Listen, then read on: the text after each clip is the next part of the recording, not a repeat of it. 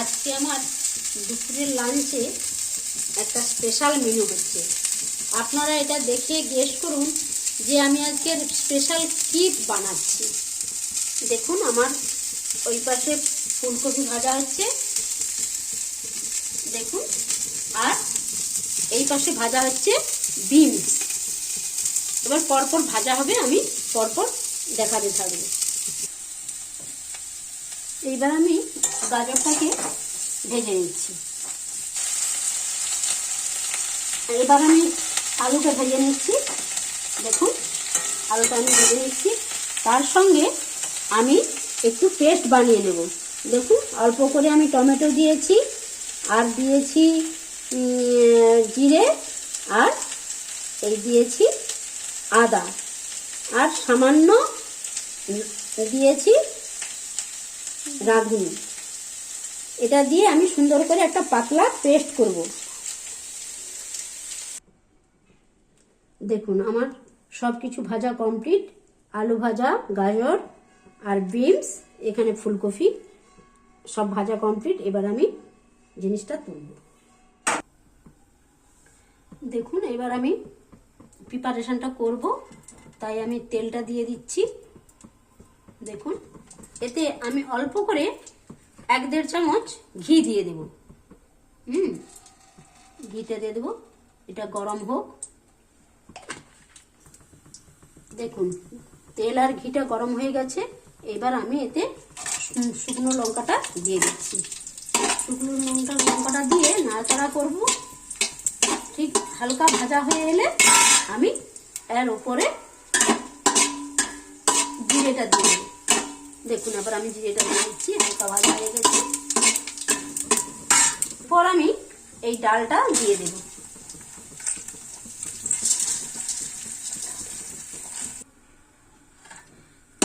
আমার ডালটা ভাজা হয়ে গেছে। এবার আমি এই যে পাশে আমার গরম জল হচ্ছে, এই গরম জলটা এবার আমি কিছুটা দিয়ে দেব। দেখুন এপাশে আমার ডালটা ফুটছে, আমি সেই ফাঁকে আমি এই পাশে আমি মশলাটা একটু করে নেব। তাই আমি কড়াইতে তেল দিয়ে দিচ্ছি, মশলাটা এবার করব। তেলটা গরম হচ্ছে।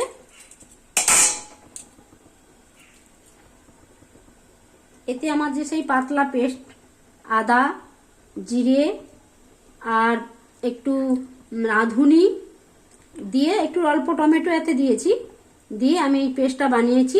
এই পেস্টটা আমি এই তেলের মধ্যে দিয়ে দিচ্ছি। এটা একটু ভালো করে মশলাটা ভাজা হবে, তেলটা ছেড়ে ছেড়ে আসবে। দেখুন তারপর আমি এই যে রাখা টমেটো পেস্টটা, এই টমেটো পেস্টটা এরপরে আমি দেবো এর সঙ্গে। দেখুন ডালটা সিদ্ধ হচ্ছে, ওতেই আমি আলুটা দিয়ে দিচ্ছি, কারণ আলুটা তো সিদ্ধ হতে একটা সময় লাগে, তাই আমি আলুটা আগে দিয়ে দিচ্ছি। আলুটা সিদ্ধ হওয়ার জন্য আমি আলুটাকে, ভেজে রাখা আলুটাকে আমি দিয়ে দিচ্ছি। আর এদিকে হচ্ছে এই পেস্টটা, দেখুন তেলটা ছেড়ে গেছে। এতে আবার আমি পরিমাণ মতো হলুদ দিয়ে দেব, আর এই যে টমেটো পেস্টটা এটা আগে দিয়ে দিচ্ছি, দিয়ে একটু নাড়াচাড়া করব। তারপর আমি একটু হলুদ দিয়ে দেব। দেখুন ডালটা আর আলুটা সেদ্ধ হচ্ছে, আমি এতে আবার চালটা অ্যাড করে দিচ্ছি, কারণ চালটা সেদ্ধ হতে একটা সময় লাগবে, তাই আমি চালটা দিয়ে দিচ্ছি।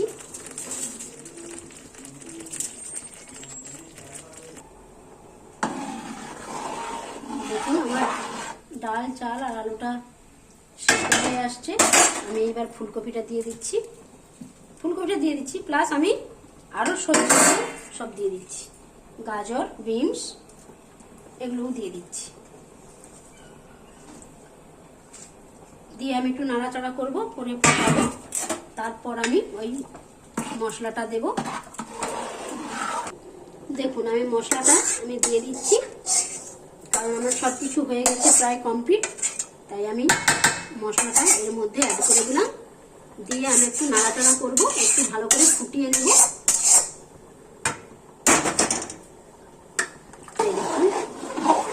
মশলাটা দিয়ে আমি একটু নাড়াচাড়া করে দিচ্ছি।